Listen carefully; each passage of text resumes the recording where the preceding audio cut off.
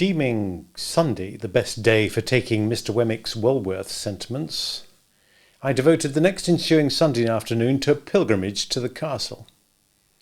On arriving before the battlements, I found the Union Jack flying and the drawbridge up, but, undeterred by this show of defiance and resistance, I rang at the gate, and was admitted in a most pacific manner by the aged.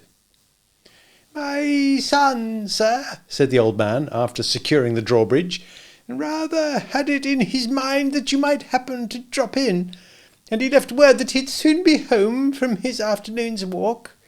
He's very regular in his walks, is my son. Very regular in everything, is my son." I nodded at the old gentleman, as Wemmick himself might have nodded, and we went in and sat down by the fireside. "You made acquaintance with my son, sir," said the old man, in his chirping way, while he warmed his hands at the blaze. "At his office, I expect." I nodded. "I have heard that my son is a wonderful hand at his business, sir." I nodded hard. "Yes, so they tell me. His business is the law." I nodded harder. "Which makes it more surprising in my son," said the old man, "for he was not brought up to the law, but to wine coopering." Curious to know how the old gentleman stood informed concerning the reputation of Mr. Jaggers, I roared that name at him. He threw me into the greatest confusion by laughing heartily and replying in a very sprightly manner, "No, to be sure, you're right." And to this hour I have not the faintest notion what he meant, or what joke he thought I had made. As I could not sit there nodding at him perpetually without making some other attempt to interest him, I shouted an inquiry whether his own calling in life had been the wine coopering. By dint of straining that term out of myself several times, and tapping the old gentleman on the chest to associate it with him, I at last succeeded in making my meaning understood. "Oh, no," said the old gentleman. The warehousing. First, over yonder." He appeared to mean up the chimney, but I believe he intended to refer me to Liverpool. "And then in the city of London here. However, having an infirmity, for I am hard of hearing, sir." I expressed in pantomime the greatest astonishment. "Yes, hard of hearing. Having that infirmity come upon me, my son, he went into the law, and he took charge of me, and he, by little and little, made out this elegant and beautiful property. But returning to what you said, you know," pursued the old man, again laughing heartily, "what I say is, no, to be sure, you're right." I was modestly wondering whether my utmost ingenuity would have enabled me to say anything that would have amused him half as much as this imagined pleasantry, when I was startled by a sudden click in the wall on one side of the chimney, and the ghostly tumbling open of a little wooden flap, with John written on it. The old man, following my eyes, cried with great triumph, "My son's come home!" and we both went out to the drawbridge. It was worth any money to see Wemmick waving a salute to me from the other side of the moat. We might have shaken hands across it with the greatest ease. The aged was so delighted to work the drawbridge that I made no offer to assist him, but stood quiet until Wemmick had come across, and had presented me to Miss Skiffins, a lady by whom he was accompanied. Miss Skiffins was of a wooden appearance, and was, like her escort, in the post-office branch of the service. She might have been some 2 or 3 years younger than Wemmick, and I judged her to stand possessed of portable property. The cut of her dress, from the waist upwards, both before and behind, made her figure very like a boy's kite, and I might have pronounced her gown a little too decidedly orange, and her gloves a little too intensely green.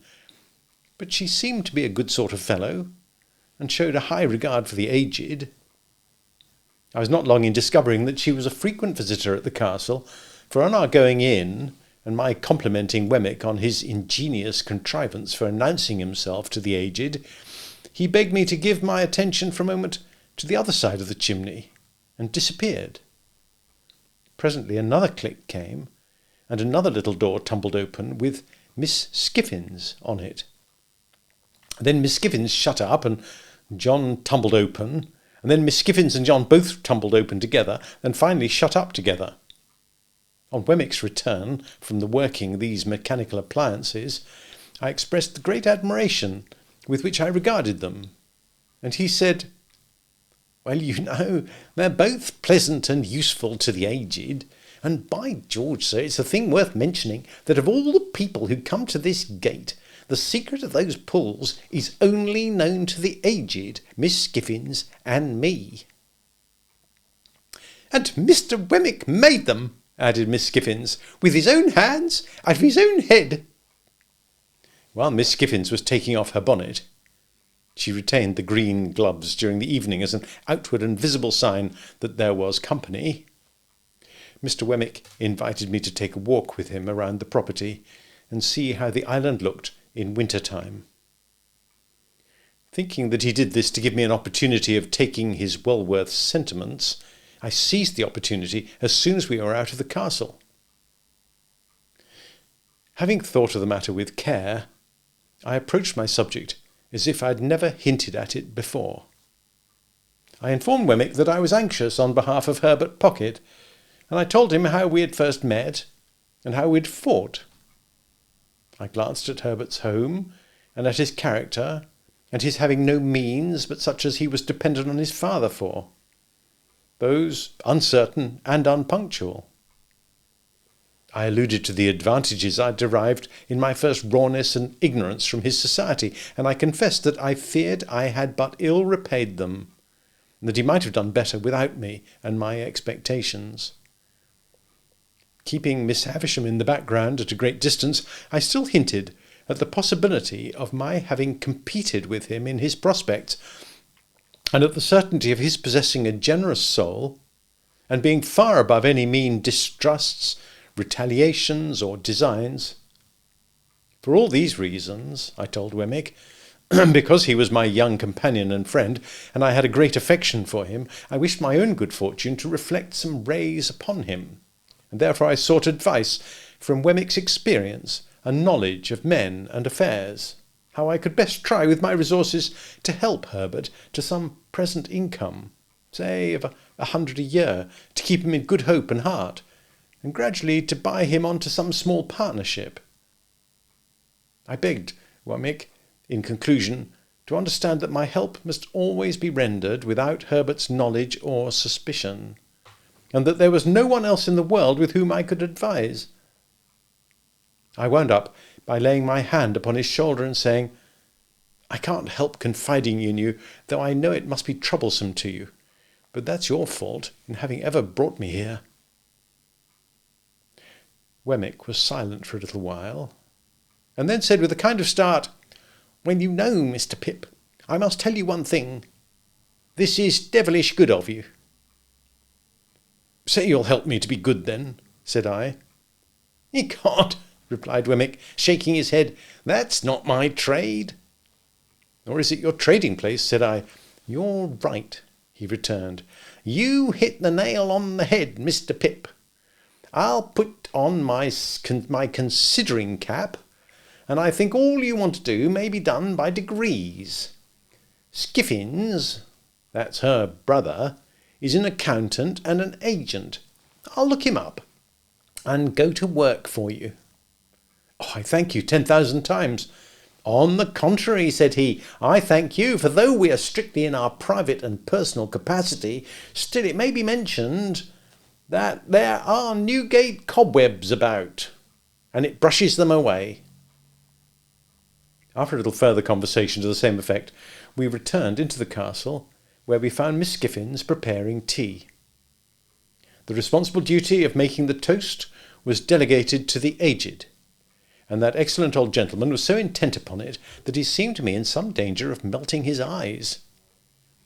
It was no nominal meal that we were going to make, but a vigorous reality, The Aged prepared such a haystack of buttered toast that I could scarcely see him over it as it simmered on an iron stand hooked onto the top bar, while Miss Skiffins brewed such a jorum of tea that the pig in the back premises became strongly excited and repeatedly expressed his desire to participate in the entertainment.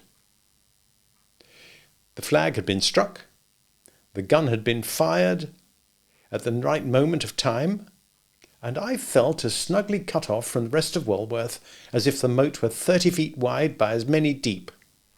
Nothing disturbed the tranquillity of the castle but the occasional tumbling open of John and Miss Skiffins, which little doors were a prey to some spasmodic infirmity that made me sympathetically uncomfortable until I got used to it.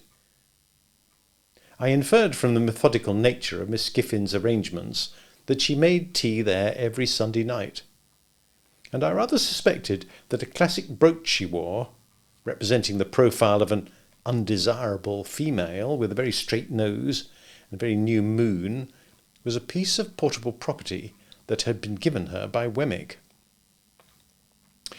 We ate the whole of the toast and drank tea in proportion, and it was delightful to see how warm and greasy we all got after it.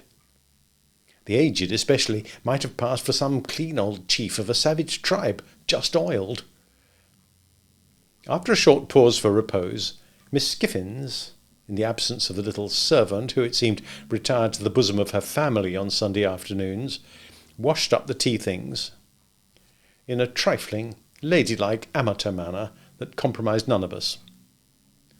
Then she put on her gloves again, and we drew round the fire, and Wemmick said, "Now, aged parent, tip us the paper."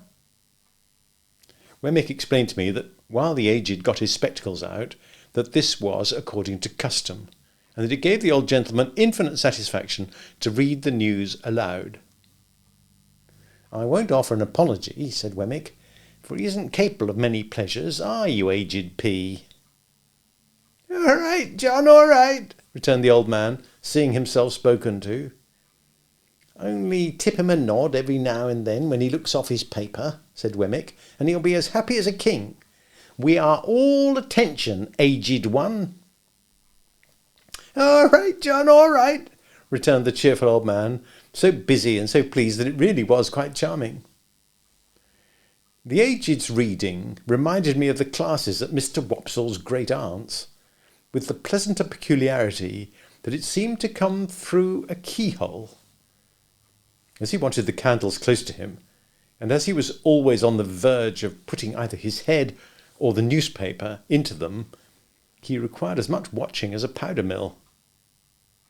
But Wemmick was equally untiring and gentle in his vigilance, and the Aged read on, quite unconscious of his many rescues. Whenever he looked at us, we all expressed the greatest interest and amazement, and nodded until he resumed again. As Wemmick and Miss Skiffins sat side by side, and as I sat in a shadowy corner, I observed a slow and gradual elongation of Mr. Wemmick's mouth, powerfully suggestive of his slowly and gradually stealing his arm around Miss Skiffins' waist. In course of time I saw his hand appear on the other side of Miss Skiffins, and at that moment Miss Skiffins neatly stopped him with the green glove, unwound his arm again as if it were an article of dress, and with the greatest deliberation laid it on the table before her.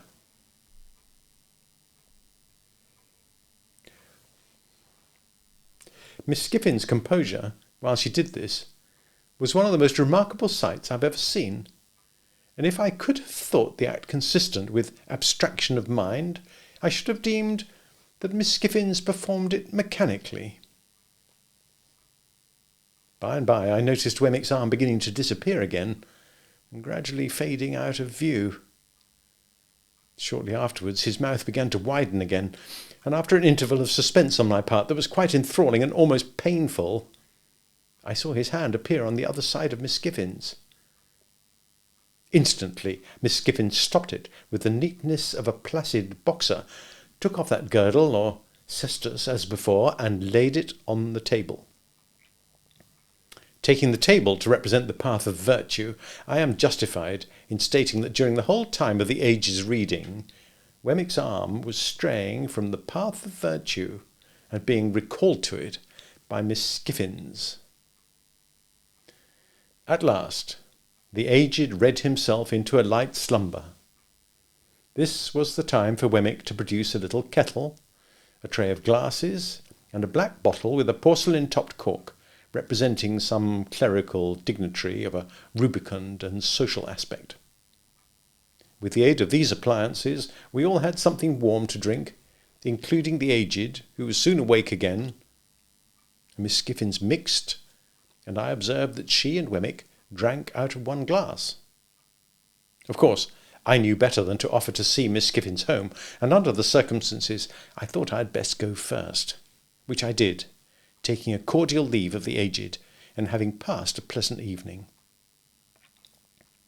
Before a week was out, I received a note from Wemmick, dated Walworth, stating that he hoped he had made some advance in that matter appertaining to our private and personal capacities, and that he would be glad if I could come and see him again upon it. So I went out to Walworth again, and yet again, and yet again, and I saw him by appointment in the city several times, but never held any communication with him on the subject in or near Little Britain. The upshot was that we found a worthy young merchant or shipping broker, not long established in business, who wanted intelligent help, and who wanted capital, and who in due course of time and receipt would want a partner. Between him and me, secret articles were signed, of which Herbert was the subject, and I paid him half of my £500 down, and engaged for sundry other payments, some to fall due at certain dates out of my income, some contingent on my coming into my property. Miss Skiffins' brother conducted the negotiation. Wemmick pervaded it throughout, but never appeared in it. The whole business was so cleverly managed that Herbert had not the least suspicion of my hand being in it. I never shall forget the radiant face with which he came home one afternoon and told me, as a mighty piece of news, of his having fallen in with one Clarriker, the young merchant's name, and of Clarriker's having shown an extraordinary inclination towards him, and his belief that the opening had come at last. Day by day, as his hopes grew stronger and his face brighter, he must have thought me a more and more affectionate friend, for I had the greatest difficulty in restraining my tears of triumph when I saw him so happy. At length, the thing being done, and he having that day entered Clarriker's house, and he having talked to me for a whole evening in a flush of pleasure and success, I really did cry in good earnest when I went to bed, to think that my expectations had done some good to somebody. A great event in my life, the turning point in my life, now opens on my view. But before I proceed to narrate it, and before I pass on to all the changes it involved, I must give one chapter to Estella. It's not much to give to the theme that so long filled my heart.